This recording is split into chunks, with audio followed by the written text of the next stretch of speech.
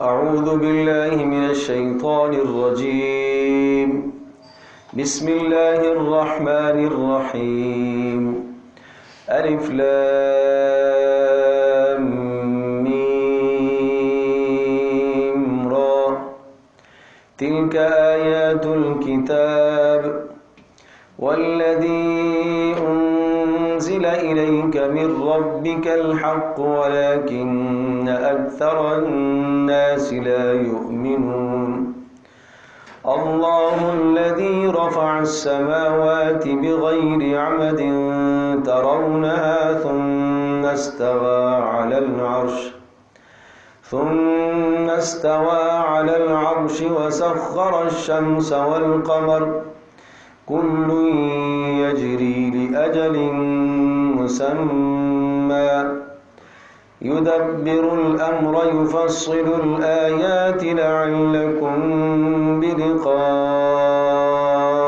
ربكم توقنون وهو الذي مد الأرض وجعل فيها رواسي وأنهارا ومن كل الثمرات جعل فيها زوجين اثنين يغشي الليل النهار إن في ذلك لآيات لقوم يتفكرون وفي الأرض قطع متجاورات وجنات من أعناب وزرع ونخيل صنوان وغير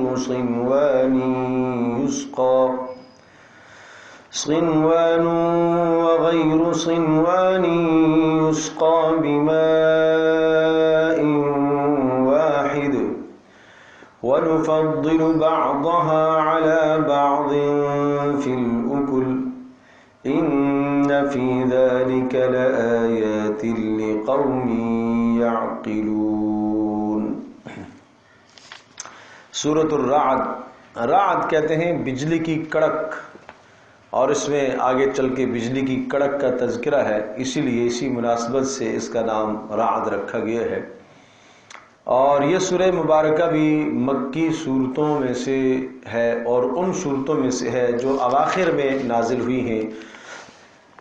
بعض نے اس کو مدنی کہا ہے اور بعض نے یہ کہا ہے کہ مکی صورتوں کی آخری صورتوں میں سے ہے، آخر میں یہ نازل ہوئی ہے۔ اور اس میں بھی جس طرح سے اس سے پہلے سورہ ہود آئی تھی، اور سورہ ہود میں بھی ایک خاص ایک شدت تھی، ایک طاقت تھی، ایک زور تھا کہ اب آپ ایمان لائیں، اور جو ایمان نہیں لائے گا اس کے لیے سخت عذاب کی وعیدیں تھیں، تو اسی قسم کا مضمون اس میں بھی ہے۔ اور اللہ پاک کی قدرت کے شروع میں بہت اہم اور بڑے جاندار اور بڑے عام فہم دلائل ہیں۔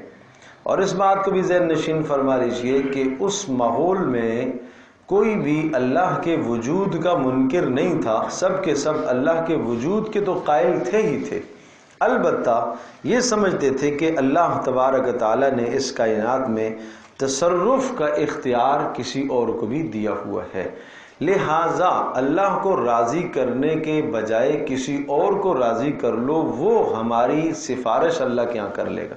شرک یہی تو تھا ان کے یہاں۔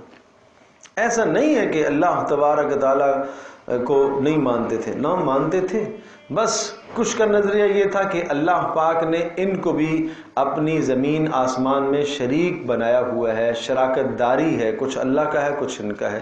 کچھ کا نظریہ یہ ہے کہ نہیں، سب کچھ اللہ ہی کا ہے، اللہ نے ان کو کچھ اختیارات سونپے ہوئے ہیں، جس کو چاہیں جنت میں ڈال دیں، جس کو چاہیں جہنم میں ڈال دیں، جس کو چاہیں رزق دے دیں، جس کو چاہیں چھین لیں، جس کو چاہیں موت دے دیں، جس کو چاہیں زندگی دے دیں، اس قسم کے اختیارات دیے ہوئے۔ تو قرآن ان سب باتوں کی نفی کرتا ہے کہ نہ تو اللہ تبارک تعالیٰ کی ملکیت میں کوئی شریک ہے، اور نہ اللہ تبارک تعالیٰ نے کوئی اختیارات کسی اور کو سونپے اور دیے ہیں۔ اختیارات میں بھی وہ اکیلا ہے، اور بندگی اور عبادت میں بھی ہر شے میں وہ اکیلا ہے۔ قرآن ہر اعتبار سے اللہ کی توحید ثابت کرتا ہے۔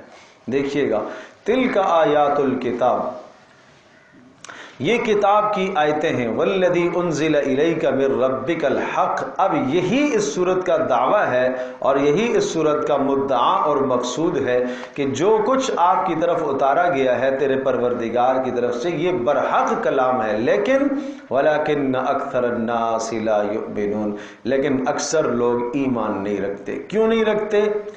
ضد کی بنیاد پر، نمبر 2 نفاق کی بنیاد پر، نمبر 3 شقاق کی بنیاد پر۔ ضد ہٹ درم ہے، نہیں ماننا آپ کی بات، مجھے نہیں ماننی آپ کی بات۔ وجہ کیا ہے؟ کوئی وجہ نہیں مانتا ہوں بس، اس کو کہتے ہیں ضد۔ اچھا جی، اور نفاق ظاہر میں مان رہا ہے، اندر سے نہیں مان رہا، نفاق کہلاتا ہے۔ شقاق میرا آپ کا مزاج نہیں ملتا، بس یہ ہے شقاق، میرے اور آپ کے درمیان کے سمجھوتے ہو ہی نہیں سکتے۔ آپ جو کچھ لے کے آئے ہیں میں اس کو مان ہی نہیں سکتا۔ کیوں؟ اس کے ماننے سے میری سیادت، میری قیادت، میری چودراہٹ، میری عزت پر فرق آئے گا، یہ بات ہے۔ وَلَكِنَّ أَكْثَرَ النَّاسِ لَا يُؤْمِنُونَ، اکثر نہیں مانیں گے۔ پھر اس دعوے پر دلیل سمجھائی، اللہ الذی رفع السماوات، ارے اللہ وہی تو ہے، اللہ کا اختیار، یہ اللہ ہی کا اختیار ہے جس نے آسمانوں کو بلند کیا ہے۔ اس اختیار میں اللہ کے ساتھ کوئی شریک نہیں ہے، بغیر عمد، بغیر ستونوں کے ترونہ تم دیکھتے ہو۔ نمبر 2 ثم استوى علی العرش، اور تم دیکھ رہے ہو، ایک تو یہ اختیار ہے رفع سما کا، اور دوسرا اختیار ثم استوى علی العرش، پھر اللہ پاک مستوی ہوا عرش پر، جلوہ افروز ہوا عرش پر۔ یہ ایک تشبیہ ہے، اور اس تشبیہ سے مراد اللہ کی سلطنت ہے۔ اللہ پاک اس چیز سے پاک ہے جیسے ہم عرش کے، کرسی کے محتاج ہیں، اللہ ان چیزوں سے پاک ہے۔ کما یلیق بشانی، جیسے اس کی شان کے مناسب ہے ہم اس پر ایمان لاتے ہیں۔ اللہ کا عرش کیسا ہے ہم نہیں جانتے، بس عرش ثابت ہے، ہم اس پر ایمان رکھتے ہیں۔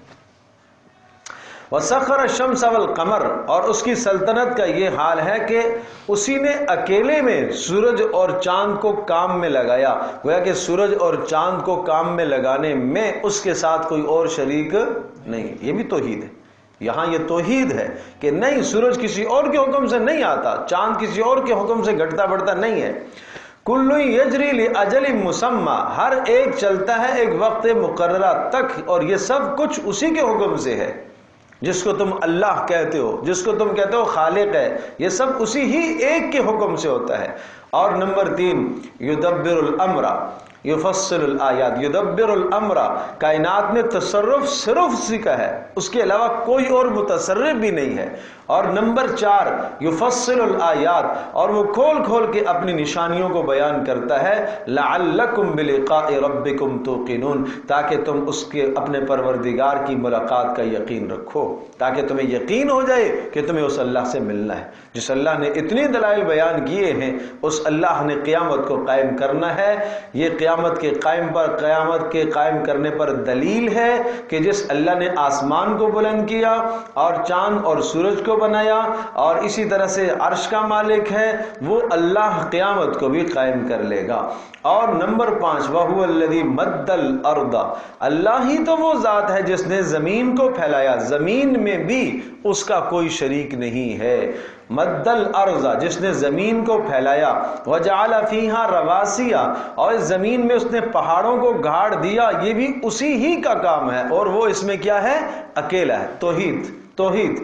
وانہارا، اور نہریں بھی اسی نے چلائی ہیں، اس میں بھی وہ اکیلا ہے۔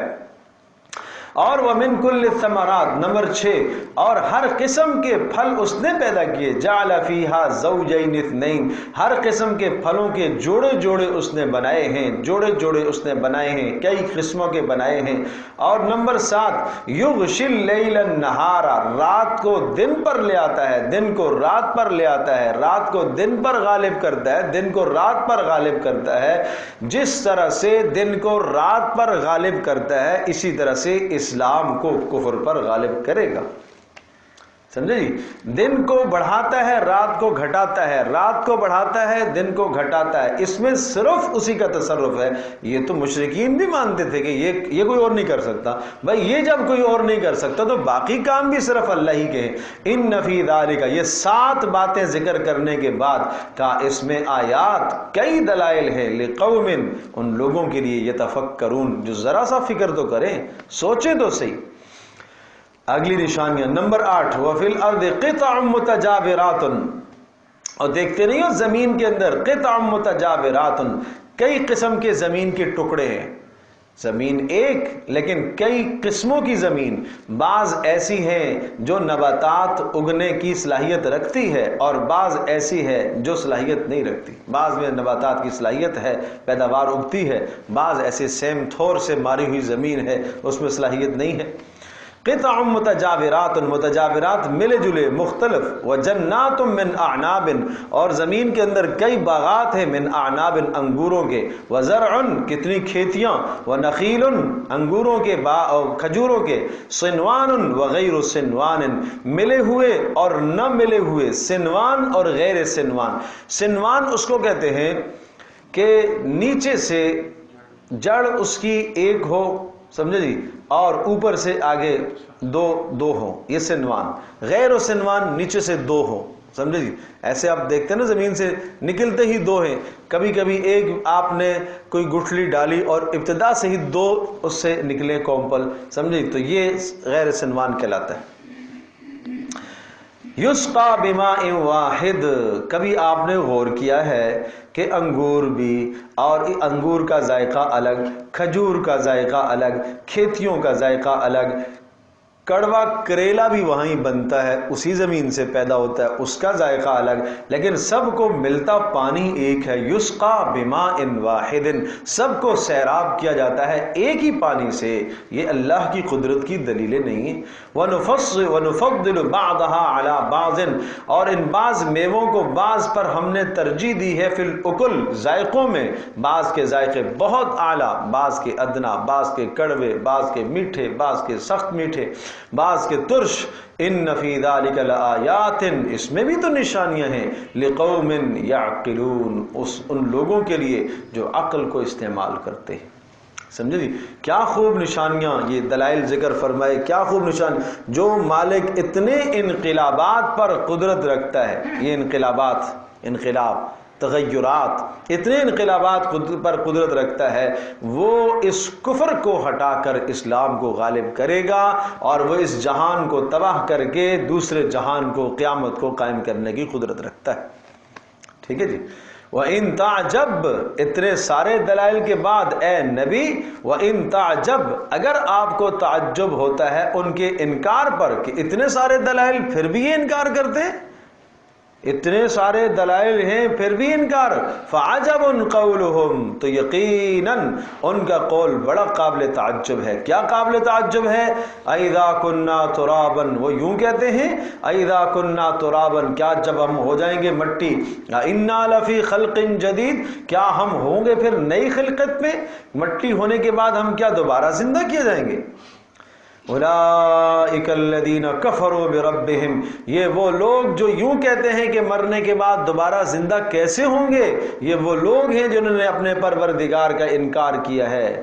معنی یہ کہ موت کے بعد اٹھائے جانے کا انکار کرنا رب کا انکار کرنا ہے۔ ایک آدمی کہتا ہے میں اللہ کو مانتا ہوں، اللہ پر ایمان رکھتا ہوں، لیکن موت کے بعد اٹھائے جانے پر میرا یقین نہیں ہے۔ قرآن کہتا ہے یہ اللہ کا انکاری ہے۔ پتہ چلا کسی ایک چیز کا، ضروریات دین میں سے کسی ایک چیز کا انکار کرنا کیا ہے؟ کفر ہے، کفر ہے۔ یہ بات پہلے بھی ہم عرض کر چکے ہیں، رسول اکرم صلی اللہ تعالی وسلم کا خاتم النبیین ہونا قرآن سے ثابت ہے نا، آپ آخری رسول ہیں۔ تو ایک آدمی اللہ کو اللہ مانتا ہے، اللہ کو تمام صفات کے ساتھ مانتا ہے، محمد رسول اللہ کو اللہ کا رسول مانتا ہے، محمد رسول اللہ کو سب سے بلند تر پیغمبر مانتا ہے، لیکن محمد رسول اللہ کے بعد کسی اور کو مانتا ہے، تو اس نے کیا کر لیا؟ اس آیت کا انکار کر لیا۔ دیکھو ضروریات دین میں سے کسی ایک چیز کا انکار بھی کفر ہے۔ بات سمجھے جی؟ اسلام میں داخل ہونے کے لیے یاد رکھیے گا، اسلام میں داخل ہونے کے لیے اجمالی ایمان کافی ہے۔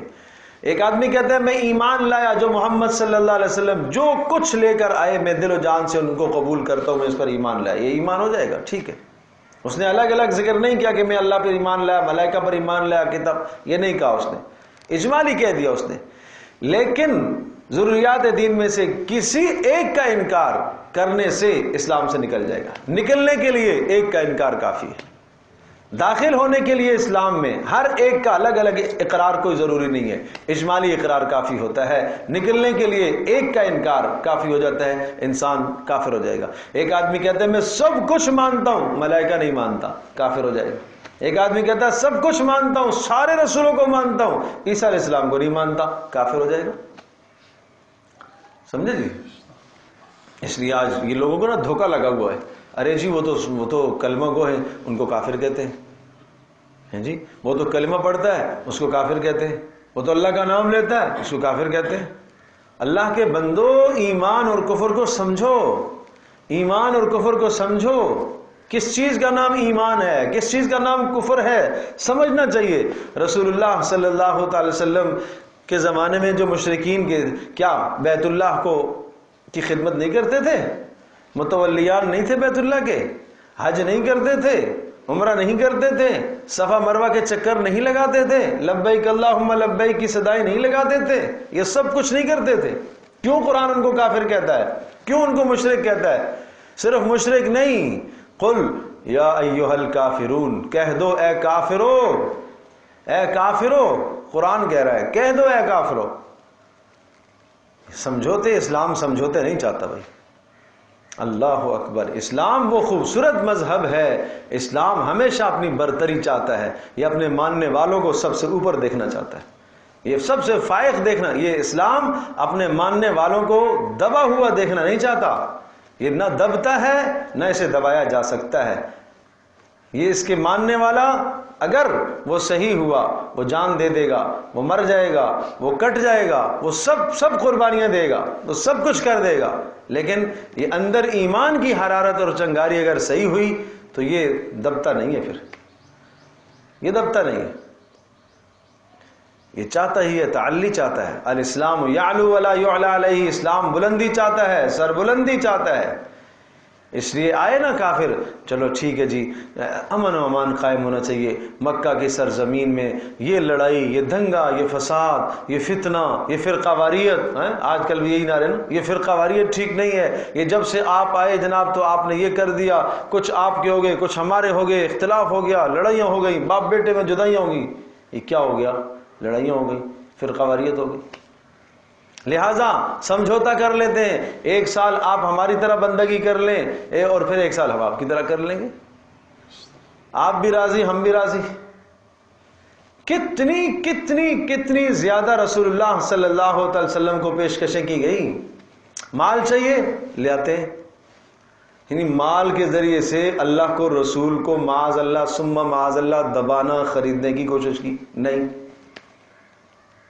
میں نے شاید آپ کو عرض کیا تھا، یاد ہوگا وہ شروع میں بتایا تھا، کئی ادوار گزرے ہیں، کئی ادوار اس مکی دور کے گزرے ہیں۔ ایک شروع کا دور تھا، بس جب رسول اللہ صلی اللہ علیہ وسلم نے رسالت کا اعلان فرمایا، دبانے کی کوشش کی۔ کیسے؟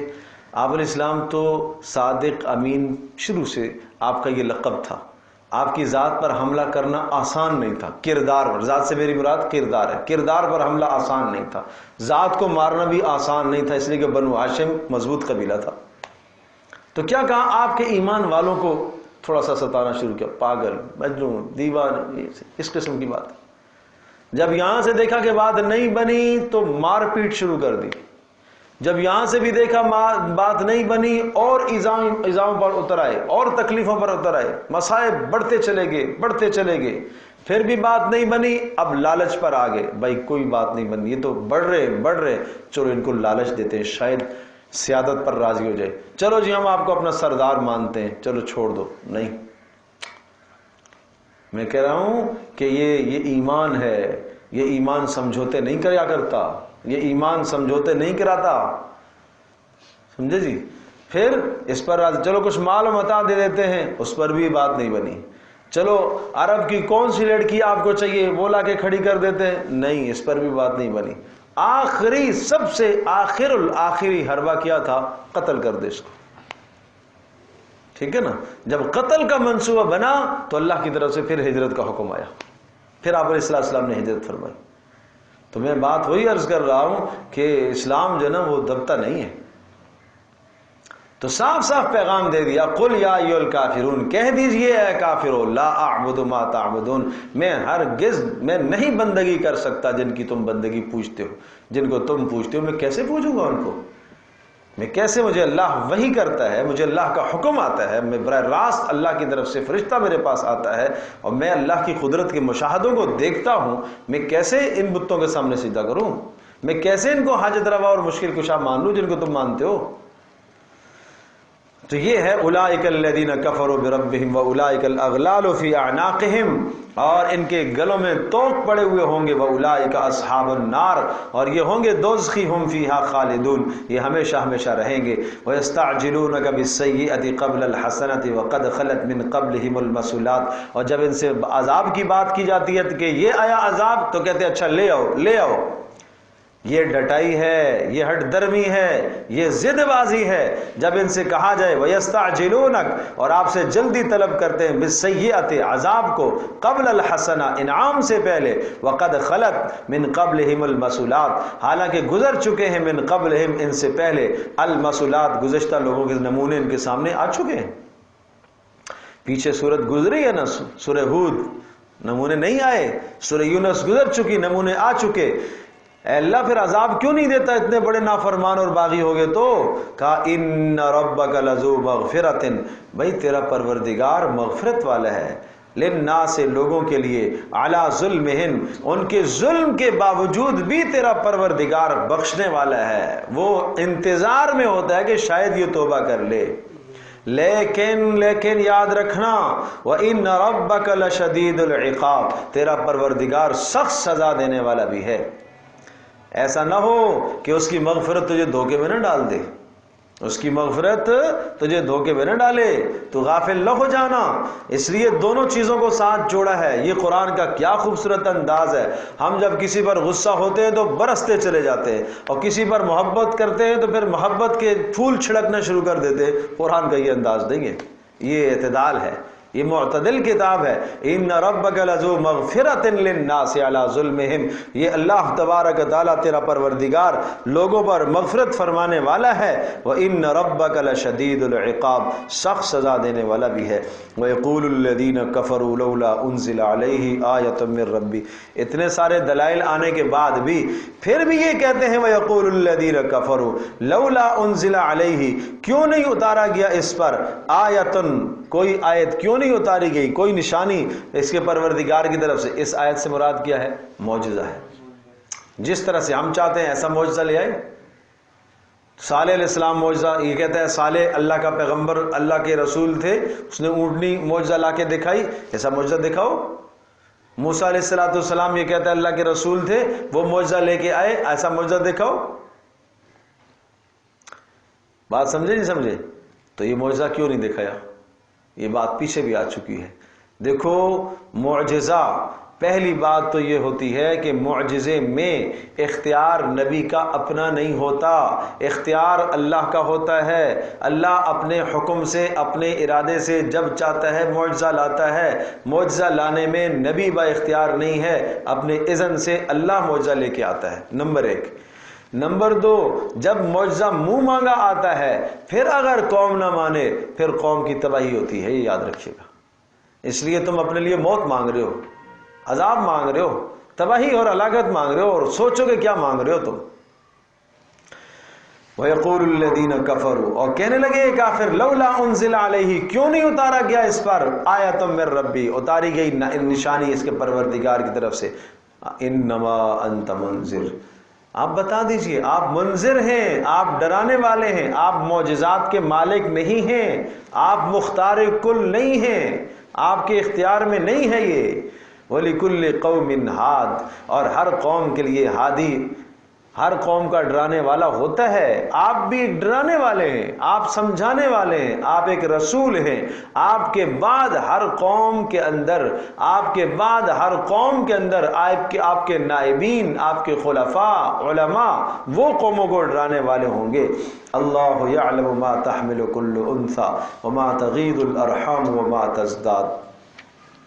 پھر اللہ کی قدرت کے دلائل اور علم کو بیان فرمایا۔ اللہ ہی تو وہ ہے، کیا یہ علم اللہ کے سوا کسی اور کو ہے جس کو تم معبود مانتے ہو؟ اللہ یعلم، اللہ خوب جانتا ہے، ما اس چیز کو، تحمل جو اٹھاتی ہے، کل انثی ہر مادہ جو اپنے پیٹ میں اٹھاتی ہے، اس نے کیا اٹھایا ہوا ہے، جنے گی کیا جنے گی، اور اس کی کیا صفات ہوں گی، نیک بنے گا، بد بنے گا، پورا آئے گا، آدھا آئے گا، کیسا آئے گا، کن صفات کا مالک ہوگا، وہ دنیا میں آ کے کیا کرے گا، کیا کھائے گا، وہ سب کچھ اللہ ہی جانتا ہے۔ وما تغیض الارحام وما تزداد، اور جو رحم سکڑتے ہیں، وما تزداد، اور جو اضافہ ہوتا ہے اللہ ہی جانتا ہے۔ بھائی ما تغیض الارحام، رحم سکڑ جاتے ہیں، سکڑنے کا مطلب یہ ہوا کہ ضائع ہو جاتے ہیں، وقت سے پہلے اسقاط ہو جاتا ہے، گر جاتا ہے، بچہ پورا نہیں ہوتا۔ وما تزداد، یا بڑھتے ہیں، اضافہ ہوتا ہے، یا تخلیق میں غیر ضروری تخلیق آ جاتی ہے، سمجھے جی، 5 انگلیوں کے بجائے کہیں 6 آ جاتی ہیں۔ اللہ کا نظام ہے، یہ اللہ کے علم میں ہے۔ وَكُلُّ شَيْءٍ عِندَهُ بِمِقْدَارٍ، اور اس کی کیا تخصیص، ہر شے اللہ کے یہاں ایک مقرر اندازے کے مطابق ہے۔ عالم الغیب والشہادہ، اللہ وہ ذات ہے جو غیب اور ظاہر کو جانتا ہے۔ الکبیر، اور وہ بلند شان والا ہے۔ المتعال، علو والا ہے، بڑائی والا ہے۔ سواء منکم، اس کے علم کا یہ حال، سواء منکم من اسر القول ومن جہر به، برابر ہے تم میں سے جو کوئی، من اسر القول، جو آہستہ بات کرے، ومن جہر، اونچی آواز سے بات کرے، ومن ہوا مستخف باللیل، اور جو رات کو چھپ کے چلے کہیں گناہ کی طرف چھپ کے جا رہا ہو، کسی تنہائی کے کمرے میں لائٹیں بند کر کے وہ گناہ کر رہا ہو۔ وساربم بالنہار، دن کو گلیوں میں چلنے والا ہو، سب اس کے سامنے برابر ہے، اس کے سامنے سب برابر ہے۔ یہ بتیوں کا کھلا ہوا ہونا یا بند ہونا تو ہمارے معاملات ہیں بھائی، یہ دن کا ہونا اور رات کا ہونا ہمارے معاملات ہیں، ہماری آنکھیں روشنی کے بغیر نہیں دیکھ سکتی، اللہ پاک دیکھنے میں روشنی کا محتاج نہیں ہے۔ لہو معقبات من بین یدیہ ومن خلفہ، اسی کے مقرر کردہ ملائکہ، یہ قدرتیں، یہ میں بات وہی عرض کر رہا ہوں کہ یہ آخر کی باتیں ہیں، کیا اسی کے ملائکے مقرر کردہ فرشتے انسان کے آگے بھی ہیں اور پیچھے بھی ہیں۔ کیا اللہ کے سوا کوئی اور ہے جس کا حفاظتی انتظام اتنا ہو جس طرح سے اس نے انسان کو حفاظتی انتظام دیا ہوا ہے؟ تم دیکھتے نہیں ہو، راستے میں چلتے ٹھوکر لگی، بچ گیا، کہتے ہو بچتے مرتے بچ گیا۔ آج یہ کس نے بچایا تمہیں؟ آنکھ کے پاس لگی، آنکھ کے اندر نہیں لگی، بچ گیا۔ رات کو تم سوتے ہو، تمہارے آس پاس چھوٹے موٹے کیڑے مکوڑے گھومتے پھرتے ہیں، تمہارا منہ محفوظ، ناک محفوظ، کان محفوظ۔ دیکھتے نہیں اللہ کی قدرت، دیکھتے نہیں ہو اللہ کی قدرت؟ تمہارے کان میں کچھ نہیں گھستا، منہ میں کچھ نہیں آتا، ناک میں کچھ نہیں آتا، کیا اللہ نے تمہارا روب ڈالا ہوا ہے اس مخلوق کے ذہنوں کے اندر، دماغوں کے اندر، دلوں کے اندر، تمہارے آس پاس رینگتے رہتے ہیں، منہ میں نہیں آتے۔ یہ اللہ کی تدبیر ہے، یہ اللہ کی حفاظت ہے۔ اللہ اکبر، اللہ اکبر۔ علامہ ابن جوزی رحمۃ اللہ علیہ کا ایک بڑا خوبصورت واقعہ انہوں نے لکھا ہے، اللہ کے حفیظ ہونے کا، اللہ کے رحمان مہربان ہونے کا۔ کہنے لگے ایک کنارے پر تھا، میں ایک دریا کے کنارے پر میں تھا، بیٹھا ہوا تھا، دیکھا تو ایک بچھو کو میں نے دیکھا، اور پیچھے سے آیا اور ایک بڑا خوفناک طریقے سے دوڑتا ہوا بالکل کنارے پہ آ کے کھڑا ہوا جیسے تو ایک کچھوا اندر سے نکلا، اور اس کچھوے کی چھلانگ لگا کر یہ بچھو اس کچھوے کے اوپر سوار ہو گیا۔ اب میں سوچ میں پڑ گیا، کچھوے اور بچھو کا آپس میں کیا تعلق، کیا دوستی، لیکن خیال آیا کہ ضرور کسی عام مہم پر یہ تشکیل ہے، دیکھوں تو صحیح کہاں جا رہے۔ جس طرف وہ کچھوا روانہ ہوا تو میں کشتی پکڑ کے پیچھے چلنا شروع ہو گیا. دیکھتا گیا کہ دریا کے اس پار جو ہے وہاں جا کے کچھوا پہنچتا ہے اور وہ بچھو اس کی پیٹھ سے اتر کر وہاں خشکی کی طرف چلنا شروع کر دیتا ہے. چلتے چلتے چلتے آگے بیابان میں اور جھاڑیوں میں دیکھتا ہوں، اندر جا کے جھاڑیوں میں دیکھتا ہوں کہ ایک آدمی سویا ہوا پڑا ہے. اب وہ جو سو رہا ہے تو میرے خیال میں آیا کہ یہ اس کو کاٹنے کے لیے اتنے دور سے آیا ہے، اس کی تقدیر کا فیصلہ شاید آیا ہے موت کا. تو مجھے ڈر بھی لگا. جیسے میں قریب پہنچا تو دیکھا تو ایک بڑا ناگ سانپ جو ہے وہ پھن پھیلائے اس آدمی کے سر پر ڈھسنے لگا ہی تھا کہ ادھر سے بچھو نے جا کے اس سانپ کو ڈسا اور وہ وہیں ڈھیر ہو گیا.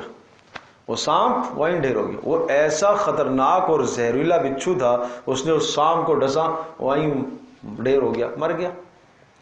تو جیسے ہی وہ ڈھیر ہوا سانپ تو جنگل کے درختوں کے پتوں میں ہلچل مچی تھوڑی سی. جب تڑپنے لگا تو ہلچل مچی تو وہ آدمی بیدار ہوا. جب وہ بیدار ہوا تو اس کی نظر پہلے بچھو پر پڑی.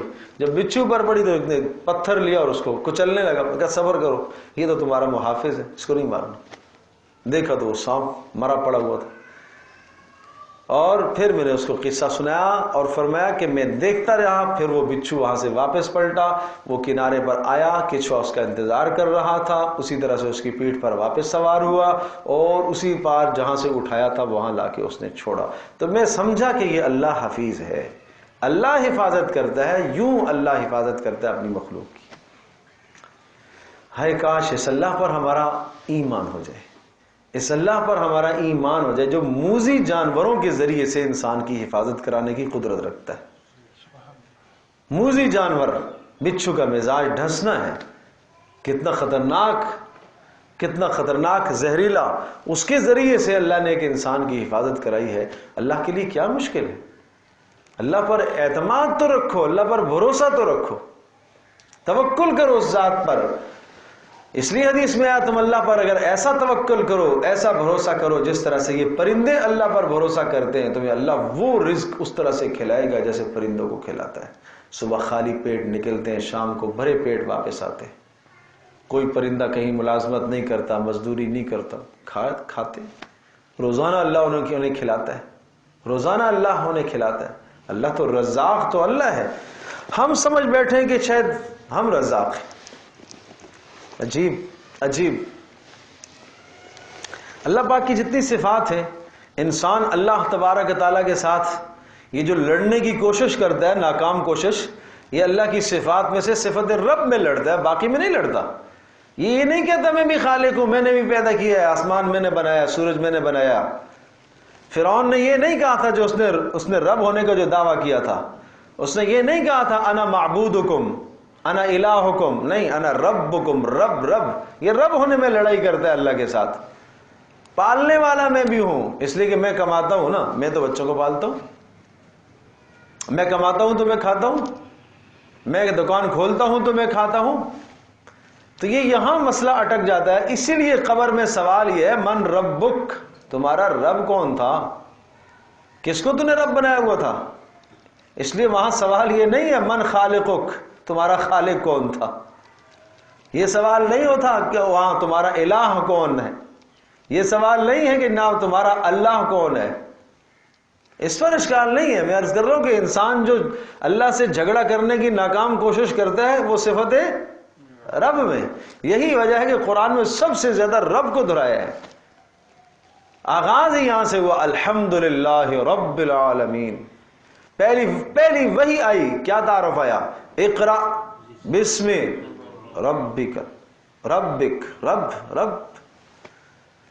تو یہ ہمارے دل اور دماغ میں بیٹھ جائے نا کہ رب کوئی اور ہے، رب میں نہیں ہوں، رب میری دکان نہیں ہے، رب میرا کاروبار نہیں ہے، رب میری ملازمت نہیں ہے، رب میرے ہاتھ اور میرے پاؤں نہیں ہے. یہ ایک سہارا ہے، سمجھو جی. چھری نے جو کاٹا ہے نا، وہ چھری نے نہیں کاٹا، پیچھے کاٹنے والے کی طاقت ہے. وہاں ہر آدمی سمجھتا ہے چھری سے تو کوئی نہیں لڑے گا، بھائی تو نے کیوں کاٹا ہے. وہاں سمجھے جی، بندوق چلانے والے سے بندوق سے تو کوئی نہیں لڑے گا کہ تو نے کیوں مارا ہے، پیچھے اس سے لڑا جاتا ہے. بالکل اسی طرح سے یہاں روزی جہاں سے آتی ہے اس مالک سے اپنا تعلق قائم کرو نا. یہ روزی سے چمٹ گئے ہم لوگ, روزی سے چمٹ گئے, روزی کے اسباب سے چمٹ گئے, روزی کے اسباب سے چمٹ کر رب کو بھول گئے. تو اس لیے بھائی رب کو سمجھنے کی کوشش کرو. اللہ کی صفت رب ہے, اس لیے جا بجا اسی صفت کو بہت زیادہ کثرت سے دہرایا. لہو معقبات من بین یدی, اللہ ہی کے فرشتے ہیں دائیں بائیں اس انسان کے آگے پیچھے, یحفظونہ, جو کیا کرتے ہیں, اس کی حفاظت کرتے ہیں, من امر اللہ, اللہ کے حکم سے. یہ حفاظت اللہ کے حکم سے ہے, اللہ کے علاوہ کسی اور کے حکم سے نہیں ہے. اس حفیظ ہونے میں صرف اور صرف اللہ اکیلا ہی ہے تمہارا. سمجھو اللہ حفیظ ہے. اچھا اللہ حفیظ ہے, اب دروازہ ہم نہ بند کریں, بھائی یہ سبب ہے تمہارا, ہے جی. اچھا چھری ہم لے کر آئیں گے, گھر میں سبزی کاٹنی ہے, یہ ہماری ضرورت ہے, ضرورت کون پوری کرے گا, اللہ پوری کرے گا. یہ کیا ہے, یہ ایک ظاہری ایک سبب ہے. بالکل اسی طرح سے دروازہ بند کرنا حفاظت کا ایک سبب ہے. حفیظ کون ہے, اللہ. گاڑی کو لاک کرنا ایک سبب ہے, حفیظ کون ہے, اللہ ہے. یہ یقین رکھو. یہی پیارے پیغمبر صلی اللہ علیہ وسلم نے نظریہ سمجھایا. غلطی یہاں لگتی ہے کہ بسا اوقات جب ہم توکل کی بات کرتے ہیں, اللہ کی ذات عالی پر بھروسہ, کچھ لوگ اسباب کو چھوڑ دیتے ہیں. اسباب کی بات کرو تو کہو دیکھو یار ان کو اللہ پر توکل نہیں ہے. ارے اللہ کے بندو, اسباب کے چھوڑنے کا نام توکل نہیں ہے. صحابی کہتا ہے اللہ کے رسول اونٹ کو باندھوں اور توکل کروں یا کھلا چھوڑ کر آؤں اور توکل کروں. آپ نے فرمایا باندھو اور توکل کرو. آج آپ کسی سے پوچھے ابھی گاڑی کہاں چھوڑ, اللہ کے توکل پر روڈ پہ کھڑی کر کے آ گیا ہوں. یہ کون سا توکل ہے بھائی؟ وہ اللہ کے نبی صحابی سے کہہ رہے پہلے باندھ پھر توکل کر. تو اسباب کا اختیار کرنا توکل کے خلاف نہیں ہے, منافی نہیں ہے, کرنا چاہیے. بھروسہ اسباب پر نہ کرو, بھروسہ اللہ کی ذات پر کرو. بسا اوقات اسباب کے ہوتے ہوئے چیز کا نقصان ہو جاتا ہے, اور بسا اوقات اسباب کے نہ ہوتے ہوئے اللہ حفاظت کرتا ہے. یہ اللہ کی قدرت ہے. ان اللہ لا یغیر ما بقوم حتی یغیروا ما بانفسہم. ان اللہ بے شک, لا یغیر ما بقوم, اللہ تبارک تعالی نہیں بدلتا, ما اس حالت کو, بقوم جو کسی قوم کے ساتھ ہوتی ہے, حتی یغیروا ما بانفسہم, جب تک نہ بدلے وہ خود اپنی حالت کو. اللہ کسی قوم کی حالت کو نہیں بدلتا جب تک وہ خود اپنی حالت کو نہ بدلے. یہاں اس بات کو بڑی اہمیت کے ساتھ سمجھنے کی ضرورت ہے. دو باتیں ہیں بھائی. ایک آدمی گناہ میں لگا ہوا ہے, نافرمانی میں لگا ہوا ہے, ٹھیک ہے, ظلم اور زیادتی میں لگا ہوا ہے. اب ہم یہ کہیں کہ اللہ پاک نہیں بدلے گا اس وقت تک جب تک یہ خود اپنے بدلنے کا ارادہ نہ کرے. ایک یہ معنی. دوسرا, ایک آدمی کو اللہ تبارک تعالی نے ہر طرح کی لذت, نعمت, انعام, ہر طرح کی دولت دی ہوئی ہے. اب اس نعمت کو, یہ آدمی نعمت کو نقمت میں بدل دے, یعنی کوئی ایسا کام کر دے جس سے اس کی نعمت چھن جائے اور اس کی حالت اچھی حالت بری حالت میں بدل گئی. تو اب کہا گیا کہ اللہ نے اس کی حالت کو نہیں بدلا, اس نے اپنی حالت کو خود بدلا. یہاں کون سا معنی مراد ہے؟ یہاں یہ دوسرے والا معنی مراد ہے, پہلے والا نہیں ہے. وہ غلط نہ سمجھیے گا, پہلے والا معنی مراد نہیں ہے. اللہ پاک کا ضابطہ یہ ضرور ہے, اللہ پاک ہدایت دیتا ہے اس شخص کو جو اللہ کی طرف رجوع کرتا ہے. اللہ جذب کی قدرت رکھتا ہے کہ اللہ کبھی کبھار ایسا کرتا ہے, ایک آدمی جو ہے اللہ پاک کو کسی جگہ پر اپنے دین کے لیے ضرورت آتی ہے, اللہ محتاج نہیں ہے, دنیا دار الاسباب ہے, اللہ کسی کو بھی چن کر وہاں کھڑا کر سکتا ہے. بات سمجھ نہیں؟ یہاں بات یہ ہو رہی ہے کہ ایک آدمی کو اللہ نے نعمت سے نوازا ہے, اللہ نے مال دیا ہے, صحت دی ہے, عزت دی ہے, دنیا کی ساری چیزیں, جائز اسباب سارے اس کے پاس موجود ہیں. اس نے کیا کیا؟ ناشکری کی. کیا کیا؟ ناشکری کی. ناشکری کا لازمی نتیجہ نعمت کا چھن جانا. اس نے زہر کھائی, موت آئی. اب جناب اس نے خود اپنی موت کو دعوت دی ہے, اس نے بیل مجھے مار والی بات کی ہے. سمجھے جی؟ اس نے خود موت کو دعوت دی ہے. تو بالکل اسی طرح سے نعمت اگر آپ کے پاس موجود ہے اور اس نعمت کی ناقدری آپ نے کی ہے تو کہا جائے گا کہ اللہ پاک نے آپ کی حالت کو نہیں بدلا. اچھی حالت سے بری حالت میں جو آپ ہوگے اللہ پاک نے نہیں بدلا بلکہ آپ نے خود بدلا ہے. خود ناشکری کر کے آپ نے بدلا ہے. تو آپ کی نعمت بدل جائے گی کیسے؟ نمبر 1 ناشکری سے بدلے گی. یہ ناشکری سے آپ اتنا کچھ ملا ہوا ہے، نہیں جی کچھ بھی نہیں ہے، یہ وہ ہے، رونا گونا ڈال رہا ہے، یہ ناشکری. نمبر 2 حسد سے چھن جائے گی نعمت، بدل جائے گی. کسی نے آپ پر حسد کیا، نعمت ختم ہو جائے گی آپ کی. اب سوال یہ کہ حسد میں آپ کا قصور تو نہیں ہے. تو بھائی آپ کا قصور نہیں ہے، آپ کا قصور ہے. کیوں؟ آپ نے کیوں نہیں حفاظت کی؟ نعمت آپ کے گھر میں موجود ہے، آپ نے دروازے کھلے چھوڑ دیے، چور آ کے لے چلا گیا، آپ کا چوری کر کے لے گیا. آپ کہیں بھائی میرا کیا قصور ہے؟ بھائی کیوں دروازے کھلے چھوڑے تھے؟ کیا حسد سے تحفظ کے اعمال اللہ کے نبی نے نہیں بتائے تھے؟ اللہ کے نبی نے باڑ بتائی تھی نا لگانے کے لیے، باؤنڈری کیوں نہیں لگائی ہے؟ تمہیں سورہ فلق ناس بتائی ہے پڑھنے کے لیے، اعوذ بکلمات اللہ التامات بتایا ہے، بسم اللہ الذی لا یضر بتایا ہے، کیوں نہیں پڑھا؟ اچھی چیز کو دیکھ کر سبحان اللہ ماشاءاللہ کہو، کیوں نہیں پڑھا؟ اپنے مال کو دیکھ کر جب جی دل میں خوش ہوا کہ بہت اچھا مال ہے، کیوں نہیں تو نے ماشاءاللہ کہا؟ ولولا اذ دخلت جنتک قلت ما شاء اللہ لا قوت الا باللہ. یہ کیوں قرآن میں آیا ہے؟ وہ جو باغ والوں کا جو قصہ آتا ہے، آگے آئے گا سورۃ الکہف کے اندر، کہ باغ میں تو داخل ہوا تو تجھے ماشاءاللہ کہنا چاہیے تھا. تجھے اپنا باغ خوبصورت لگا، بھلا لگا، اچھا لگا، اور جناب گیا باغ دیکھا تو سارا کا سارا تباہ ہو گیا. تو بھائی پتہ چلا اپنی بھی نظر لگتی ہے، اپنی مال کو، اپنی عزت کو، اپنی ہر شے کو نظر لگتی ہے، تو تمہیں ماشاءاللہ کہنا چاہیے. حفاظت کا سامان تمہیں دیا گیا، تم نے کیوں نہیں اختیار کیا؟ تو قصور تمہارا اپنا ہے. نمبر 1 نظر حسد اس لیے آیا کہ تو نے حفاظت نہیں کی، یہاں سے حسد آ گیا. نمبر 2 حسد یہاں سے بھی آیا کہ آپ کو جب پتہ ہے کہ میری اس نعمت کا تذکرہ سن کر اس نے جلنا ہے تو کیوں بیان کرتا ہے اس کے سامنے؟ تمہارا مقصد جلانا ہے، تمہارا مقصد جیلیسی ہے، تمہارا مقصد اس کو تپانا ہے. دیکھا میری گاڑی دیکھی آپ نے، کیا مقصد ہے اس کے بتانے کا؟ میرا گھر دیکھا آپ نے، اللہ نے بڑا اچھا کاروبار دیے، ماشاءاللہ، بڑا ساتھ ماشاءاللہ بھی کہہ رہا ہے، لیکن سامنے والا نہیں جانتا، میں نہیں جانتا تمہاری نیت کیا، اللہ تو جانتا نا نیت کیا ہے. یہ تو زہر ہے کہ اگر آپ تمہارا مقصد یہ ہے کہ سامنے والے کو تپانا ہے، سامنے والے کے دل کو دکھانا ہے، تو نظر بد آئے گی. پھر اسی چیز کا نام نظر بد ہے. یہ نظر بد اثر کرے گی. یوسف علیہ السلام کہہ رہے ہیں، ابا جی کہہ رہے ہیں یعقوب علیہ السلام، لا تقصص رؤیاک علی اخوتک فیکیدوا لک کیدا فیکیدوا لک کیدا. نہیں بیٹا اپنی خواب بیان نہ کرنا، اس لیے کہ اس خواب میں تیرے بلند منصب کی طرف اشارہ ہے، کہیں ایسا نہ ہو کہ تیرے بھائی تجھ سے حسد کرنے لگ جائے. تو کیوں بیان کرتے ہو پھر جہاں سے آپ کو اطمینان نہیں ہے؟ چاہے سگا بھائی کیوں نہ ہو، چاہے سگی بہن کیوں نہ ہو، کیوں بیان کرتے ہو؟ مت بیان کرو. وہ بیان کر کے اپنی نعمت کو ضائع نہ کیا کرو. تو اس لیے ان اللہ لا یغیر ما بقوم حتی یغیروا ما بانفسہم. خبردار اچھی طرح سے سمجھ لو، اللہ تبارک و تعالیٰ نہیں بدلتا قوم کی کسی حالت کو جب تک وہ خود نہ بدلے. میں نے عرض کیا کہ اس سے مراد اچھی حالت سے بری حالت کی طرف نہیں لے جاتا جب تک خود نہ بدلیں.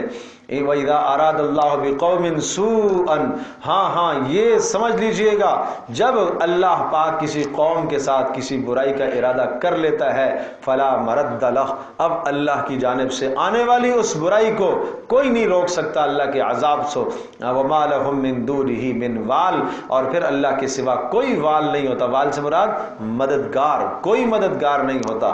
هُوَ الَّذِي يُرِيكُمُ الْبَرْقَ، تم جانتے ہو اللہ ہی وہ اکیلا ہے جو تمہیں دکھاتا ہے البرق، بجلیاں، خوفا و طمعا، جب دکھاتا ہے بجلیاں تمہیں، کڑکتی ہوئی بجلیاں دکھاتا ہے بارش کے وقت میں، خوفا تو تمہیں ڈر بھی لگتا ہے، و طمعا اور تمہیں امید بھی ہونے لگتی ہے بارشوں کی. وَيُنْشِئُ السَّحَابَ الثِّقَالَ، کیا خوبصورت دلائل ہیں اس اللہ کے ان تمام باتوں میں. یہ توحید کے خوبصورت دلائل ہیں، یہ متصرف اللہ کے تصرف کے دلائل ہیں. وَيُنْشِئُ، بتاؤ بھلا یہ اللہ کے سوا کوئی اور کام کر سکتا ہے. وَيُنْشِئُ، اور وہ بلند کرتا ہے السحاب الثقال، بوجھل اور بھاری بادلوں کو. سمندر سے بخارات پانی کے اٹھتے ہیں، تمہیں نظر بھی نہیں آتے کتنے چھوٹے چھوٹے ذرات اللہ پاک سمندر سے پانی کے اٹھاتا ہے، اور وہ فضاؤں میں بلند ہوتے ہیں اور وہ بادلوں کی شکل اختیار کرتے ہیں اور وہ بوجھل بادل بنتے ہیں. اور وہ کتنے بوجھل بنتے ہیں، کتنے بوجھل، وہ منوں اور ٹنوں کے حساب سے وہ پورے شہر کو تباہ کرنے کی صلاحیت رکھتے ہیں. وہ کتنے بوجھل بادل ہوتے ہیں. یہ ہے السحاب الثقال، بوجھل. اور تم کبھی دیکھتے ہو هو الذي يرسل الرياح بشرا بين يدي رحمتي حتى اذا اقلت سحابا ثقالا. وہ تم دیکھ رہے ہوتے ہو کیا بادل آیا ہے، بس بارش برسنے والی ہے، اور تم خوش ہو رہے ہو تو سقناه الى بلد میت، تمہارے شہر کے اوپر سے گزار کر ہم دوسرے شہر میں لے جاتے ہیں اس کو. تم دیکھتے ہی رہ جاتے ہو. تم کہتے ہو یہاں برسے گا، بنا ادھر ہے، اٹھا ادھر سے ہے، کراچی کے بخارات اٹھے، یہاں سمندر سے اٹھا ہے، برسا جا کے دوسری پر. تو اللہ کا نظام ہے، کون ٹکر لے گا اس کے ساتھ. اللہ اکبر. وَيُسَبِّحُ الرَّعْدُ بِحَمْدِهِ، سبحان اللہ. وَيُسَبِّحُ الرَّعْدُ، اور رعد تسبیح کرتا ہے بحمدہ، اس کی حمد کی. وَالْمَلَائِكَةُ، اور فرشتے بھی، من خیفتی، اس کے خوف اور جلال سے. رعد اس فرشتے کو کہا جاتا ہے جو بادلوں کو ہانکنے پر معمور ہے، دائیں سے بائیں بادلوں کو ہانکنے پر معمور ہے. یہ جو بجلی کے کڑاکے کی آواز آتی ہے نا، تو یہ اس رعد کی آواز ہوتی ہے، اس فرشتے کی آواز ہوتی ہے. اللہ اکبر، اللہ اکبر. وَيُرْسِلُ الصَّوَاعِقَ، اور پھر وہ جس پر چاہتا ہے وہ کڑاکے اور بجلی کی آوازوں کو گراتا ہے. يُرْسِلُ الصَّوَاعِقَ، اور آسمانی کڑک اور بجلیاں پڑتی ہیں جس پر چاہتا ہے. فَيُصِيبُ بِهَا مَن يَشَاءُ،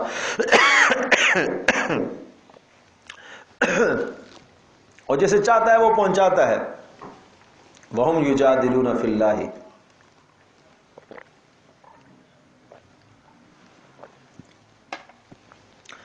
اور یہ اللہ کے بندے یہ جھگڑا کرتے ہیں اللہ کے بارے میں. وَهُوَ شَدِيدُ الْمِحَالِ، اور وہ کیا ہی طاقت اور قوت والا ہے. بجلیاں گراتا ہے. بجلیوں سے مجھے ایک مثال یاد آئی. ایک واقعہ ہے، کچھ لوگ سفر کر رہے تھے ایک سواری میں. بار بار اس سواری پر، اس گاڑی میں بار بار بجلی گر رہی ہے، بار بار آگے پیچھے دائیں بائیں دائیں بائیں، بار بار. تو سب نے فیصلہ کیا کہ اس میں کوئی ہے ضرور، جو مطلوب ہے اس بجلی کا تو مطلوب ہے. تو اب یہ کیا کہ بھئی کیا کیا جائے، پر باری باری نکلو سارے اس میں سے. سامنے وہ درخت ہے، وہاں جا کے رکو سارے. تھوڑی تھوڑی دیر کے بعد رکو.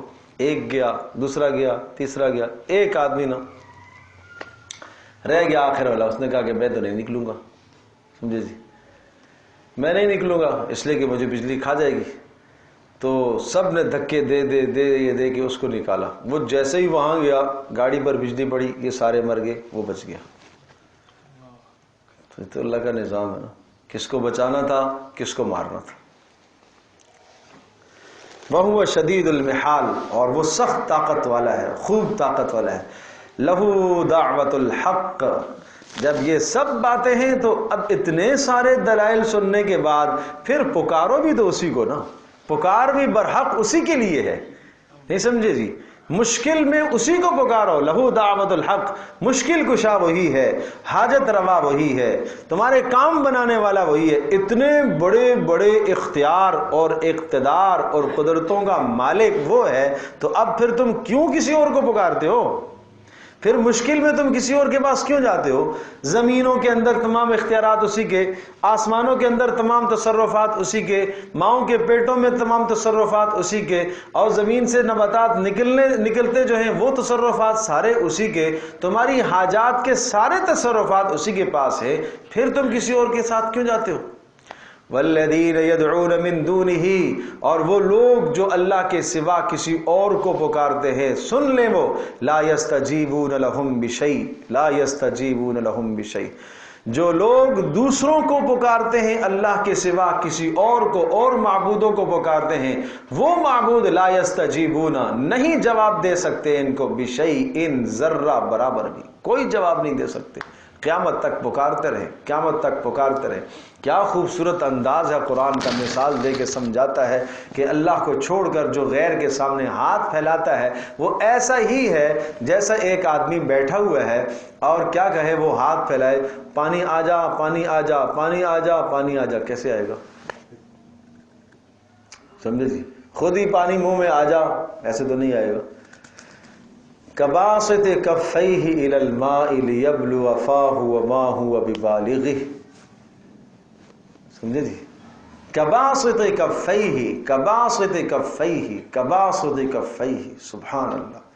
اس کی مثال اس شخص کی طرح ہے، کباسط کفیہ، اس شخص کی طرح ہے، باسط جو پھیلانے والا، کفیہ اپنے دونوں ہاتھوں کو، الی الماء پانی کی طرف، لیبلغ تاکہ پہنچے پانی، ہاں، فاہو اس کے منہ تک، وما هو ببالغہ لیکن وہ خود نہیں پہنچتا، وما دعاء الکافرین الا فی ضلال، اور کافروں کا پکارنا اللہ کو چھوڑ کر اس دنیا میں سب بیکار ہے، بیکار ہے، کوئی فائدہ نہیں ہے، کوئی فائدہ نہیں ہے، اس دنیا میں بھی ان کی دعا اور پکار بیکار ہے اور آخرت میں بھی پکار بیکار ہے۔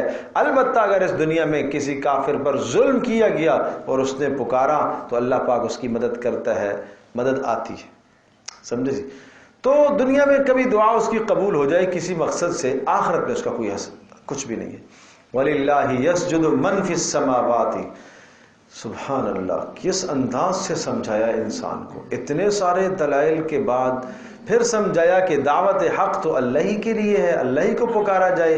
کیوں؟ اس لیے کہ وَلِلَّهِ يَسْجُدُ، اللہ ہی کے سامنے سجدہ ریز ہوتے ہیں، مَنْ فِي السَّمَاوَاتِ وَالْأَرْضِ، آسمانوں اور زمینوں میں جو بھی ہیں، طَوْعًا وَكَرْهًا، جی چاہتے ہوئے بھی اور جی نہ چاہتے ہوئے بھی۔ طَوْعًا سے مراد شریعت کے مطابق، کرہن سے مراد تکوینی ہے، یہ سمجھیے گا، شرعن تکوینن۔ طوعن کا مطلب انسان اور جنات، یہ دونوں کی دونوں مخلوقات اللہ کے احکام کی مکلف ہے، اپنے اختیار سے سجدہ کرتے ہیں، آسمانوں میں بھی زمینوں میں بھی، ملائکہ بھی ہیں اس میں وہ بھی، اور انسان اور جنات خاص طور پر یہ اپنے اختیار سے سجدہ کرتے ہیں۔ باقی جتنی مخلوقات ہیں ان کا سجدہ یہ تکوینی سجدہ کہلاتا ہے، یعنی تشریعی سجدہ نہیں کہلاتا، وہ مکلف نہیں ہے۔ سورج سجدہ ریز ہوتا ہے، چاند سجدہ کرتا ہے، ستارے سجدہ کرتے ہیں، درخت سجدہ کرتے ہیں، ہر شے سجدہ کرتی ہے، لیکن ان سب کا سجدہ وہ کیا کہلاتا ہے؟ وہ تکوینی سجدہ ہے، وہ تشریعی سجدہ نہیں ہوتا۔ تکوینی کا مطلب کیا ہے؟ اللہ نے اس کے سپرد جو کام کیا ہے وہ اس کام میں لگا ہوا ہے، یہی اس کا سجدہ ہے، یہی اس کا سجدہ ہے، یہی اس کا حکم کا پورا کرنا ہے۔ وَظِلَالُهُمْ بِالْغُدُوِّ وَالْآصَالِ، اور ان سب کے سائے بھی جھکے ہوئے ہوتے ہیں اللہ کے سامنے، صبح کو بھی شام کو بھی۔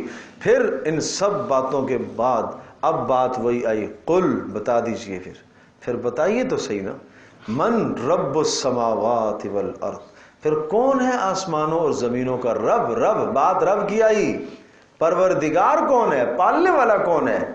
اس کو کہتے ہیں علی سبیل الاعتراف من الخصم، سامنے والے کے اعتراف کے ساتھ۔ بھائی یہ ساری باتیں یہ سب اعتراف تھا، یہ سب اعتراف تھا کہ یہ سب اللہ کرتا ہے، یہ سب اللہ کرتا ہے، تو اب پھر بتاؤ من رب السماء، پھر آسمان زمین کا رب کون ہے؟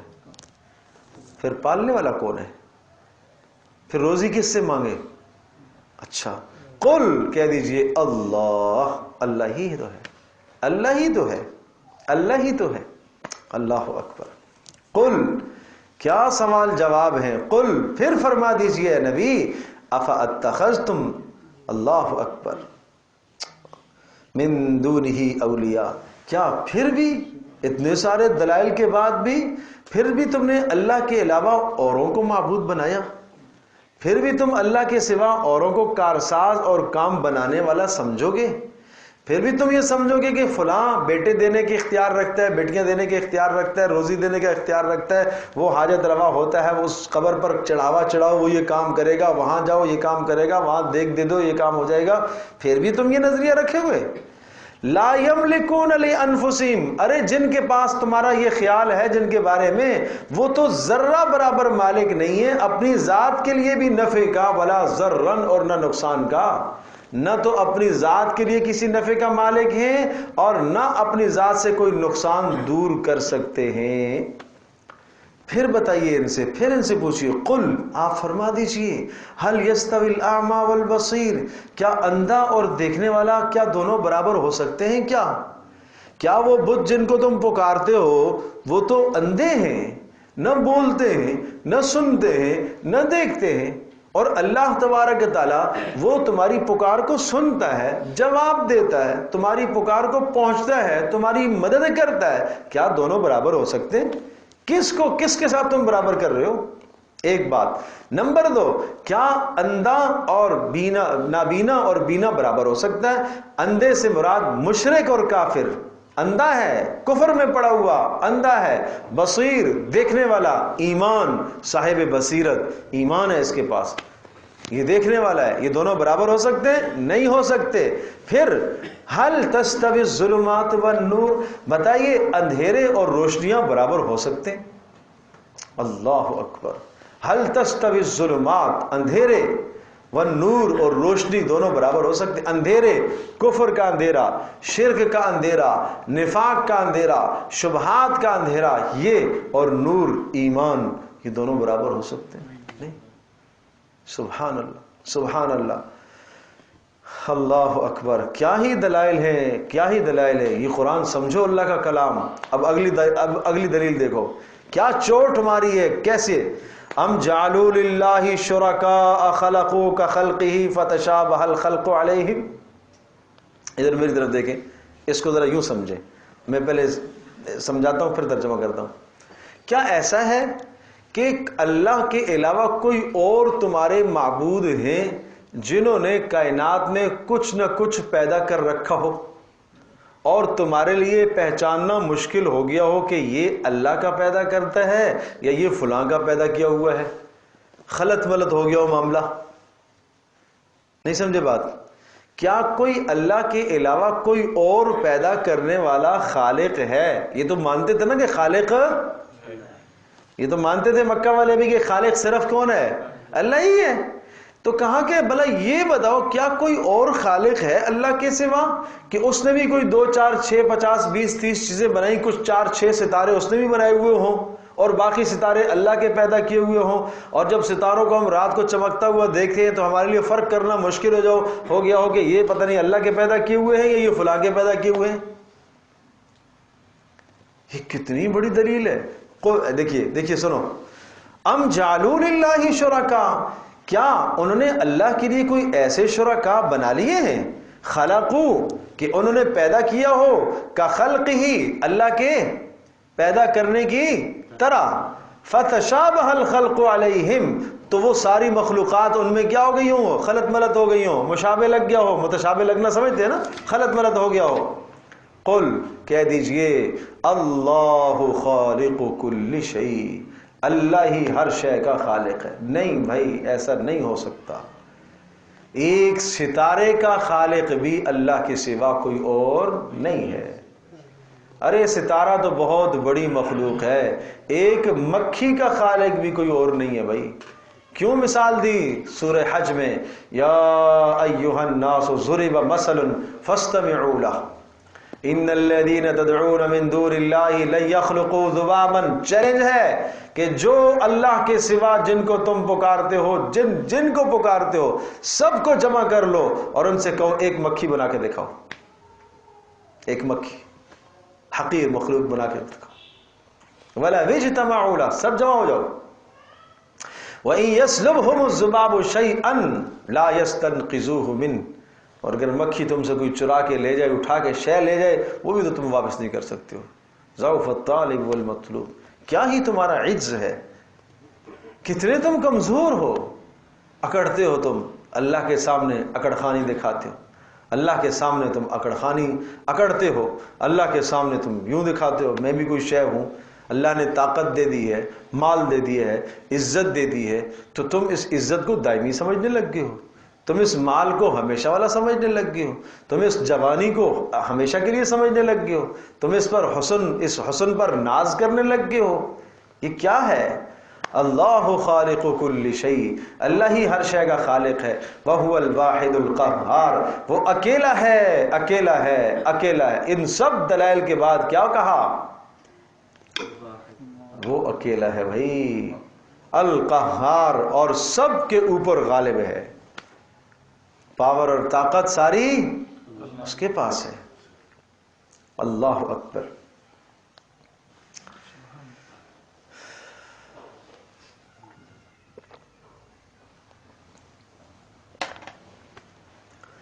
انزل من السماء ماء فسالت اودية بقدرها فاحتمل السيل الزبد الرابيا۔ اب ایک خوبصورت مثال دی، یا اللہ اتنے بڑے حق کے دلائل آگے، پھر بھی سمجھنے والے بہت کم، اور محمد صلی اللہ تعالی علیہ وسلم کا ساتھ دینے والے بہت قلیل، حق کو قبول کرنے والے بہت تھوڑے، باطل پرست بہت زیادہ، سمجھے جی، لذات کی طرف اور دنیا کی چیزوں کی طرف جانے والے خوب، ڈرامے بازیوں کی طرف جانے والے زیادہ، حق بات کی طرف آنے والے تھوڑے۔ مسجد کی بات آئے تو بہت تھوڑا سا مجمع، لگ جائے یہاں کھلاڑیوں کا ڈرامہ تو پورا شہر امڑ آتا ہے، سمجھے جی، ٹیم آ گئی تو جناب پورا شہر بلاک، دیکھتے نہیں ہو؟ اللہ اکبر۔ سمجھو بھائی، سمجھو قرآن کی مثالیں۔ انزل من السماء ماء، آسمان سے اس اللہ نے پانی کو برسایا، بارش، فسالت اودیۃ، اور بہ پڑے نالے، اودیہ نالے، بقدرها، ہر نالہ اپنی مقدار کے مطابق بہ پڑا، فاحتمل السیل زبدا رابیا، فاحتمل السیل، اور اٹھایا، السیل اس سیلاب نے، زبدن رابیا، زبدن جھاگ، رابین اٹھا ہوا جھاگ۔ جب نالے بھر جاتے ہیں اوپر کیا ہوتا ہے؟ جھاگ ہوتا ہے، لیکن جھاگ دیکھنے میں تو طوفان لگتا ہے، ہوتا کچھ نہیں ہے۔ پتہ نہیں آپ لوگوں نے دیکھا ہو، بعض علاقوں کے اندر جب پانی اوپر سے آبشاروں کی شکل میں نیچے آ کے گرتا ہے، اور وہاں قدرتی پانی کے اندر اثرات بھی ہوتے ہیں کہ وہاں جھاگ بنتی ہے، اور وہ جھاگ پہاڑوں کی طرح نظر آتی ہے، دور سے بڑے بڑے پہاڑ نظر آتے ہیں، اور ذرا سی ہوا کا جھونکا آیا تو اڑ گیا سارا۔ دیکھنے میں تو آدمی کہتا ہے خطرناک، روڈ میں جناب پہاڑ کھڑا ہے، گاڑی آئی تو پتھر ایک چٹان کے ساتھ ٹکرائے گی اور پتہ نہیں پاش پاش ہو جائے گی، لیکن وہ ہے کچھ بھی نہیں، سمجھے؟ یہی مثال ہے باطل کی، یہی مثال کس کی ہے؟ باطل کی۔ وہی جھاگ کی طرح ہوتا ہے، تم اس سے کیوں پریشان ہوتے ہو؟ جھاگ سے بھلا کوئی پریشان ہوتا ہے؟ ہاں، وَمِمَّا يُوقِدُونَ، ایک تو یہ مثال دے دی، تو یہ کیا ہوتا ہے بولو؟ جھاگ۔ یہ باطل کیا ہے؟ جھاگ ہے۔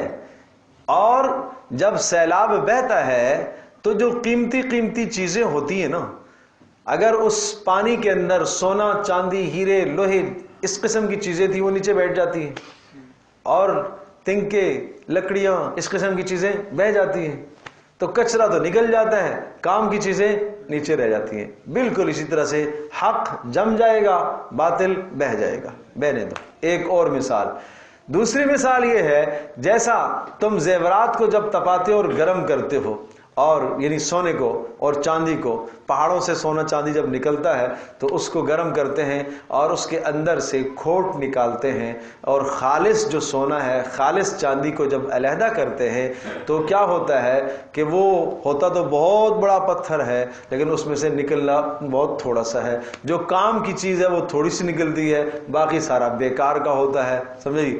تو رگڑا جاتا ہے، لیکن آگ کی بٹھی میں اس کو خوب پکایا جاتا ہے، سمجھے جی؟ اسی طرح سے مسلمانوں، پیسو گے تم بھی، پتہ چلے گا کہ پھر کون پکا ہے اور کون کھرا ہے، کون کھوٹا ہے، سونا کون ہے اور جھاگ کون ہے۔ جھاگ نکالنی ہے نا، یہ تو جھاگ نکالنے کے لیے اس قسم کے حالات آیا کرتے ہیں بھائی، اس لیے پریشان نہیں ہوا کرو، سمجھے جی؟ چلو، وَمِمَّا يُوقِدُونَ عَلَيْهِ فِي النَّارِ، اور فرمایا وہ چیزیں یوقدون علیہ جس کے اوپر یہ جلاتے ہیں، فی النار آگ کے اندر، کیوں؟ ابتغاء حلیۃ زیور تلاش کرنے کے لیے، او متاع یا اور سامان، زبد مثل اس کی جھاگ بھی اسی طرح سے ہوتی ہے۔ فرمایا یہ دو مثالیں، کذالک یضرب اللہ الحق والباطل، اس طرح سے اللہ حق اور باطل کی مثال دیا کرتا ہے۔ فاما الزبد، فرمایا جو جھاگ ہے، فیذهب جفاء، وہ سوکھ کر ختم ہو جاتا ہے، وَأَمَّا مَا يَنْفَعُ النَّاسِ، اور جو لوگوں کے لیے فائدہ مند ہوتا ہے، فَيَمْكُثُ فِي الْأَرْضِ، وہ زمین میں باقی رہ جاتا ہے۔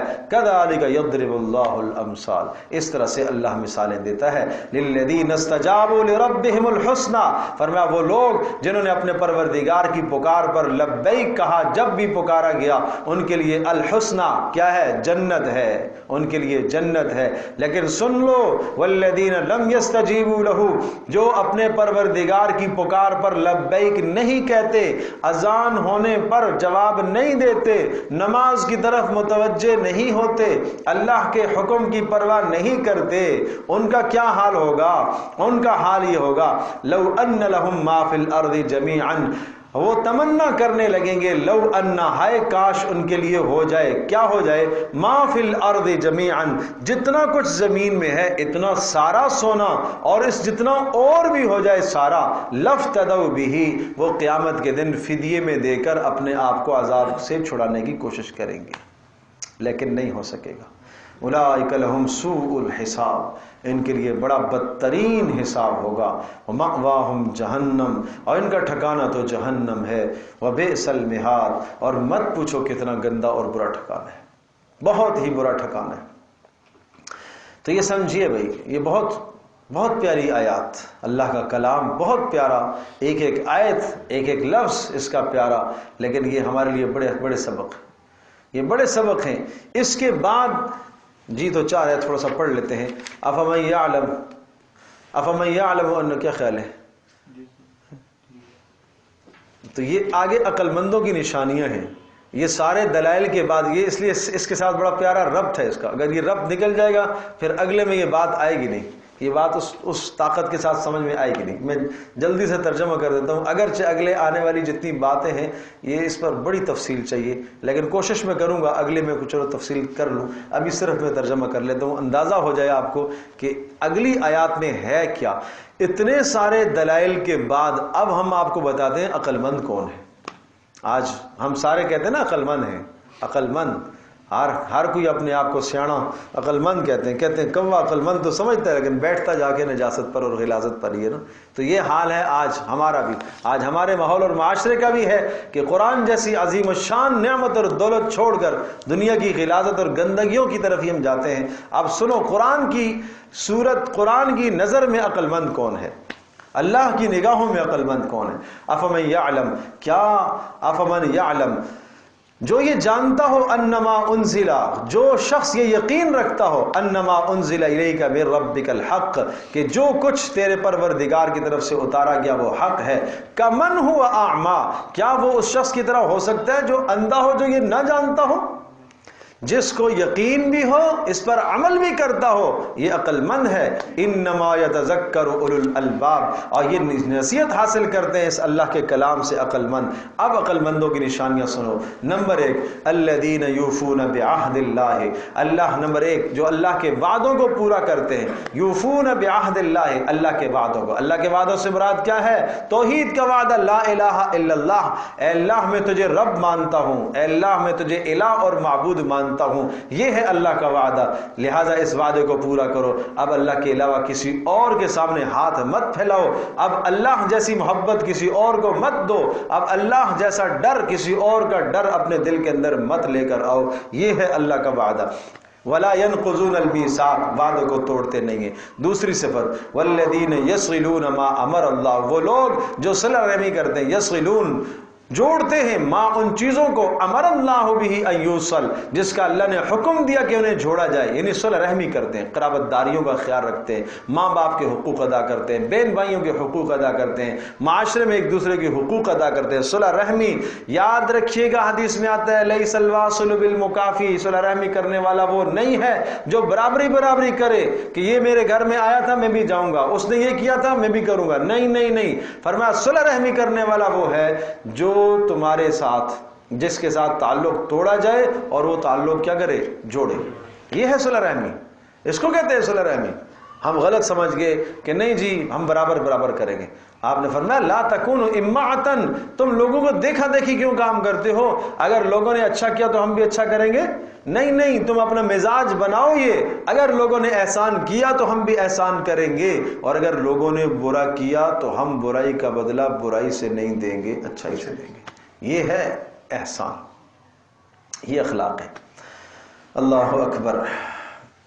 وَيَخْشَوْنَ رَبَّهُمْ، اور کیا ہے اگلی صفت کیا ہے، وَيَخْشَوْنَ، تیسری صفت وَيَخْشَوْنَ رَبَّهُمْ، کیا کرتے ہیں، اپنے پروردگار کا ڈر رکھتے ہیں۔ نمبر 4 وَيَخَافُونَ سُوءَ الْحِسَابِ، قیامت کے دن کا بھی انہیں خوف ہر وقت دامن گیر رہتا ہے۔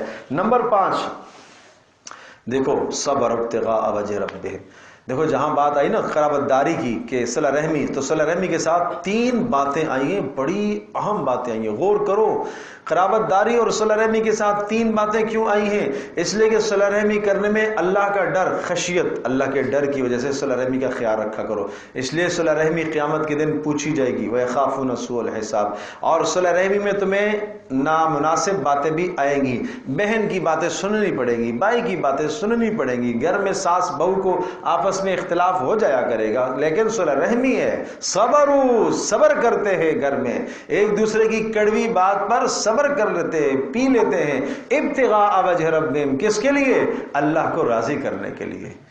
کہا تو بات اس نے بہت بری ہے، مجھے بہت سخت بری لگی ہے، لیکن اللہ کی رضا کے لیے میں چپ ہو جاتا ہوں، یہ ہے بات، اللہ کی رضا کے لیے میں صبر کر لیتا ہوں، سمجھے جی۔ تو بہن کی بات بری لگ جائے، بھائی کی بات بری لگ جائے، والد کی بات بری لگ جائے، بیٹے کو باپ کی بات بری لگ جائے، بھائی کو بھائی کی بات بری لگ جائے، میاں کو بیوی کی، بیوی کو میاں کی بات بری لگ جائے، ساس کو بہو کی، بہو کو ساس کی بات بری لگ، بھائی صبر کر لیتے ہیں، اس لیے کہ عقل مندوں کی نشانیاں ہیں قرابت داری میں صبر کرنا۔ اللہ اکبر، وجہ ربہم۔ نمبر 6 اقاموا الصلاۃ، صرف قرابت داریاں نہیں، نماز کا قائم کرنا، یہ عقل مندی کی نشانی ہے۔ کبھی سمجھا ہے کہ اچھا نماز کا قائم کرنے والا بھی عقل مند ہوتا ہے کوئی؟ نماز کا سمجھے جی، پوچھا جاتا ہے ہاں بھائی رشتہ ہو گیا، ہاں جی رشتہ ہو گیا، کیسا ہے بیٹا، بڑا اچھا ہے ماشاءاللہ، نماز بس کبھی کبھی پڑھ لیتا ہے۔ عقل مند تلاش کیا ہم نے، نماز کبھی کبھی پڑھ لیتا ہے، 2 پڑھ لیتا ہے بس، کبھی کبھی پڑھ لیتا ہے، یہ عقل مند تلاش کیا ہم نے۔ تو اس لیے کہ ہمارا معیار ہی غلط ہے، ہمارا معیار اور ہماری ترجیحات ہی غلط ہیں، اس لیے اگر ہماری ترجیحات درست ہوتی تو ہم نمازی تلاش کرتے۔ اللہ کے نبی نے فرمایا کہ جب تمہارے پاس ایسا پیغام آ جائے جس کے دین سے اور اخلاق سے تمہیں اطمینان ہو، رشتہ کر دو، اب تاخیر نہ کرو، یہ اللہ کے نبی کا مشورہ ہے۔ ہم مال دیکھتے ہیں، ہم اپنی چیزوں کو لے آتے ہیں بیچ میں، اور وَأَنفِقُوا مِمَّا رَزَقْنَاهُمْ، نمبر 7، اور جو ہم نے دیا اس میں سے خرچ کرتے ہیں، مال خرچ کرتے ہیں، مال خرچ کرتے ہیں، سرًا وعلانیہ، چھپ کر بھی، اعلانیہ بھی۔ نمبر 7 نمبر 9 وَيَدْرَؤُونَ بِالْحَسَنَةِ السَّيِّئَةَ، اللہ اکبر، وَيَدْرَؤُونَ بِالْحَسَنَةِ السَّيِّئَةَ، یہ بڑی بلند خوبی ہے کہ وہ برائی کا بدلہ تو اچھائی سے ہی دیتے ہیں، وہ برائی کا بدلہ اچھائی سے۔ یہ 9 خوبیاں ہیں، یہ 9 صفات ہیں، یہ 9 نشانیاں ہیں کن کی؟ عقل مندوں کی۔ اولئک لہم، کیا ملے گا ان کو؟ عقبی الدار، آخرت کا مقام۔ کیا آخرت میں؟ جنات عدن، ہمیشہ رہنے والے باغات، یدخلونہا، خود داخل ہوں گے۔ اچھا یا اللہ یہ خود تو داخل ہوں گے، لیکن اگر بیٹے، ماں باپ، اقربا، اعزا، وہ کہاں جائیں گے؟ ومن صلح من آبائہم، اگر ان کے بیٹے ایمان والے ہوئے اولادوں میں، وہ ماں باپ کے ساتھ بلند درجے والے اعمال ان کے نہ ہوئے وہ جنت میں، اللہ پاک ان کو بھی وہاں لے جائے گا، بلند درجے پر لے جائے گا۔ من آبائہم، وازواجہم وذریاتہم، بیویاں اگر اس ان بلند درجوں کی وہ نہ ہوئی لیکن ہوئی جنت میں، یہ آدمی کہے گا یا اللہ بس میری یہ چاہت ہے کہ میری بیوی بھی، میرے ماں باپ بھی، میری اولادیں بھی میرے ساتھ آ جائیں۔ بھائی ان کے اعمال تو بہت تھوڑے ہیں، تمہارے اعمال تو بہت بلند ہیں، لیکن اللہ نے ان صفات کی بنیاد پر یہ وعدہ فرمایا ہے کہ چلو تمہارے بیوی بچوں کو بھی ہم تمہارے ساتھ ہی کر دیں گے، لو مزے کرو جنت میں۔ اور کیا عزت ملے گی؟ والملائکۃ یدخلون علیہم من کل باب، ایک نہیں سب دروازوں سے ملائکہ داخل ہوں گے سلامتی کا پیغام لے کر۔ کیا آئیں گے؟ کیا کہیں گے؟ سلام علیکم بما صبرتم، سلامتی ہو تمہارے اوپر بسبب اس کے کہ جو تم نے صبر کیا۔ فنعم عقبی الدار، کیا ہی خوب ٹھکانا ہے، کیا ہی خوب ٹھکانا ہے، کیا ہی خوب ٹھکانا ہے۔ ملائکہ صبر کرے، ملائکہ سلامتی کا پیغام دیں گے۔ اور پھر تین بڑی سخت باتیں ہیں، والذین ینقضون عہد اللہ، اور وہ لوگ جو توڑتے ہیں اللہ کے وعدوں کو، ویقطعون ما امر اللہ، اور قطع تعلق کرتے ہیں، یقطعون ما امر اللہ بھی ان یوصل، صلہ رحمی کو توڑ دیتے ہیں، قطع تعلق کرتے ہیں، رشتوں ناتوں کو توڑتے ہیں، وَيُفْسِدُونَ فِي الْأَرْضِ، اور زمین میں فساد پھیلاتے ہیں، دو آدمیوں میں لڑائیاں کراتے ہیں، ساس بہو میں لڑائی کراتے ہیں، گھر میں لڑائی کراتے ہیں، باہر لڑائی کراتے ہیں، جن میں یہ تین گندی عادتیں ہیں۔ اولئک لہم اللعنہ ولہم سوء الدار، ان پر لعنت ہو اور ان کا ٹھکانہ بڑا ہی بدترین ہو۔ تو بھائی یہ تین برائیاں، ان برائیوں سے اپنے آپ کو بچاؤ۔ کیا؟ ایک تو کیا بتایا؟ اللہ کے وعدوں کو مت توڑا کرو، اللہ سے وعدہ کرو اس کو بھی مت توڑو، مخلوق کے ساتھ وعدہ ہو اس کو بھی مت توڑو، اور قطع تعلق بھی مت کیا کرو، اور وَيُفْسِدُونَ فِي الْأَرْضِ، زمین میں فساد مت پھیلایا کرو، دو آدمیوں کو آپس میں لڑوایا مت کرو، یہ بہت بدترین عادتیں ہیں، ایسوں کے لیے بڑی بدترین لعنت ہے۔ اللہ پاک ہم سب کی حفاظت فرمائے۔ الحمدللہ رب العالمین، والصلاۃ والسلام علی سید الانبیاء والمرسلین وعلی آلہ